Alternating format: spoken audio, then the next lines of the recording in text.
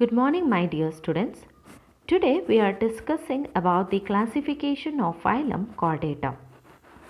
So before going to the classification, you have already learnt in the last class, that is the fundamental characters of a chordata, that is presence of notochord, presence of dorsal tubular nerve cord, presence of paired pharyngeal gill slits and presence of post-anal tail. So when you look into the classification of phylum Chordata, so this phylum Chordata consisting of the large heterogeneous group of members which widely differ from one another in many respects. Due to great variety in chordate forms, different schemes of classification has been proposed by many number of taxonomists from time to time. So the phylum Chordata has been divided into two groups, that is group A, that is Acrania, that is protochordates, and group B, that is Crania or Euchordata. So the group A, Acrania, A means absent and Cryon means that is head. And the proto means that is the first and chordae means that is the chord. The animals which comes under the group A, these are marine, small, primitive, or we call it as the lower chordates. No cranium, jaws, vertebral column and paired appendages, and you can see about 2000 species they are present in the group A, Acrania. So this Acrania has been divided into three subphylum, that is Hemichordata, Urochordata and Cephalochordata. So when you come for the group B, that is Acraniata, or it is also called as Euchordata. So here it is aquatic or terrestrial, usually large sized higher chordates or vertebrates with a distinct head, vertebral column, jaws and brain, and it is protected by a cranium or a skull. So the Acraniata includes a single subphylum, that what we call it as the vertebrata. Coming to the difference between the group A, Acrania, and group B, that is Acraniata or higher chordates. So the lower chordates, they are exclusively marine, small sized chordates, whereas these are aquatic or terrestrial, mostly large sized vertebrates. Here appendages, head and exoskeleton are absent. Here appendages, head, well developed head and exoskeleton they are present. Coelom, that is enterocoelomic, arising from the embryonic that is archenteron. Here it is schizocoelomic. Notochord, here it is persistent, whereas it is replaced by the vertebral column. Pharynx have a permanent gill slits. Here it may disappear or it may persist. Heart without chambers when present, and you can see the RBCs in the blood, whereas here it is 2, 3, 4 chamber blood contain RBCs. Kidneys, it is protonephridia, whereas it is kidneys, it is meso or metanephridia. Sexes, they are united or that is they are separated. Reproduction asexual as well as sexual. Gonoducts usually absent, whereas here the sexes are separate. Only sexual reproduction, gonoducts always present. Development, it is indirect with a free swimming larval stage, whereas development indirect or direct with or without a larval stage. So Acrania has been divided into three subphylum, that is subphylum first, that is Hemichordata. Hemi means half and chorda means chord. Body, it is divided into three regions, proboscis, collar and the trunk. Subphylum 2, that is Urochordata or Tunicata. The animals which come under this phylum we collectively call it as tunicates. Here the notochord or the nerve cord in the tail only in the minute free swimming tadpole larva. So the body, it is covered with a test or tunic and it is often transparent. No notochord and nerve cord, it has been reduced into the ganglion and there is no presence of the coelom. So here the Urochordata or Tunicata has been divided into three classes. First one Acidaceae, Thalaceae and Larvaceae. So here Acidaceae, it is a sessile tunicates with scattered muscles in the tunic, and these are solitary, colonial or compound, and gill slits you can see many, and it has developed permanent and tunic well, and these are commonly called as ascidians or sea squids. Very good example, that is Herdmania. So class 2, that is Thalaceae, and these are free swimming or pelagic tunicates with circular muscle bands in tunic, and the example, that is Salpa. And the third class, that is Larvaceae, and these are tiny, transparent, free floating, and adults retain many larval features including the tail and only two gill slits, and tunic it is not persistent, and example Ocloplure. So coming to the third subphylum, that is Cephalochordata.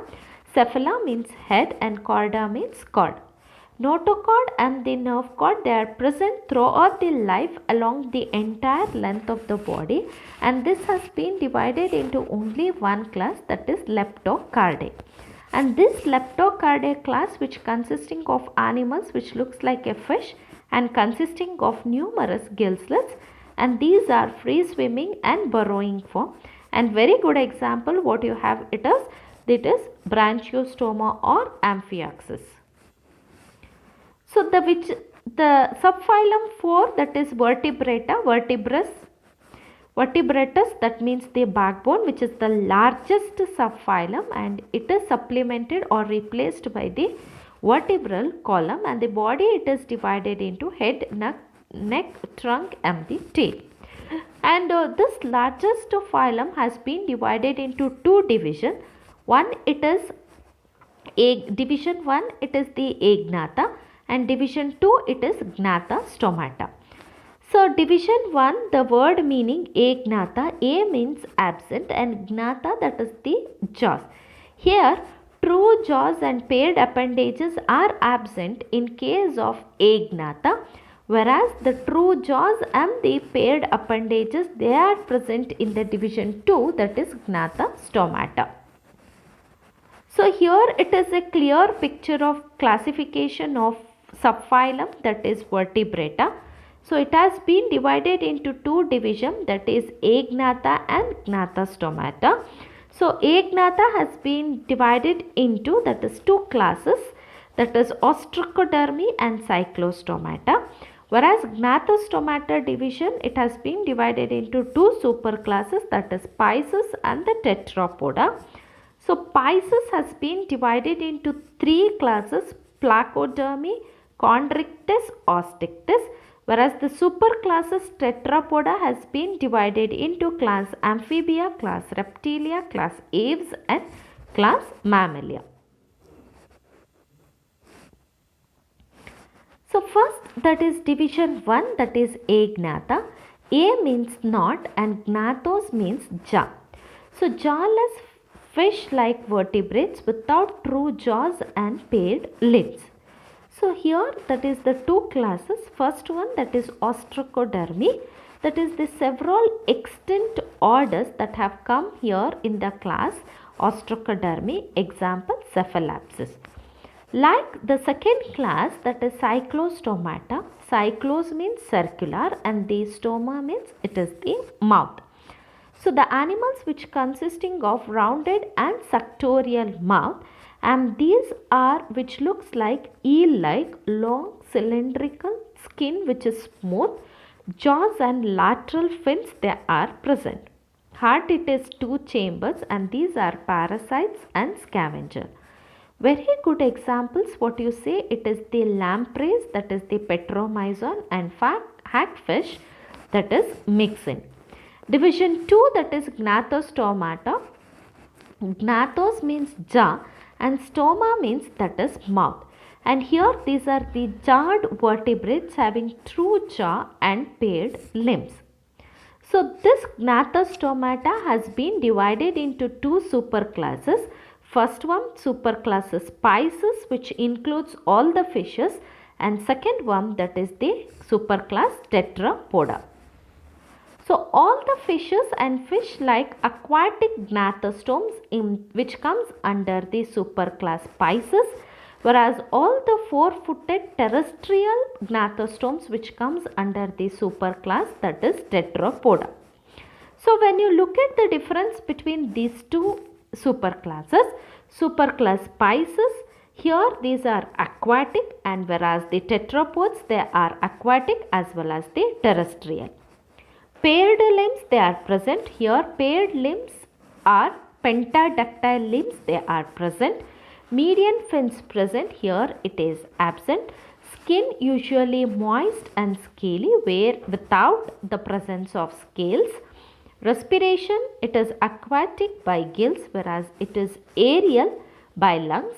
Sense organ, it is functional in water, whereas it is functions in air. So now the superclass 1, that is the Pisces, which we call it as the fish, it has been divided into 3 classes. That is, first one, Placodermi, which includes the several extinct orders or primitive earliest jawed fishes. Example, that is Clymaeus. Whereas class 2 and class 3, you have already known about this. That is Chondrichthyes, that is chondros means cartilage and ichthys means that is fish. These are all marine, and the body, it is covered with the placoid scales, and the mouth and 2 nostrils which are ventral in position, and males consisting of claspers. And the example, very good example, that is Coleodon or dogfish. When you come to the Osteichthyes, that is osteon means the bone and ichthys means that is fish. Freshwater and marine, bony endoskeleton, skin having various types of scales other than that is the placoid like cycloid and ctenoid, and it is covered with the operculum. Males without claspers and bony, these are bony fishes, and approximately 20,000 species they are present in the Osteichthyes. Example, Labio or Catla, all are the good example which comes under the class that is Osteichthyes. So here the superclass 2, that is Tetrapoda. Tetra means 4 and poda means that is foot. So these are found in water and land, and locomotion by 2 pairs of pentadactylous limbs. Gills are present in the embryonic stages. Main respiratory organ is lungs. Exoskeleton, it is made up of scales, feathers and hairs. Endoskeleton, it is made up of bones.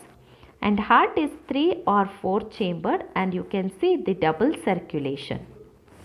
So the superclass tetrapod has been divided into 4 classes.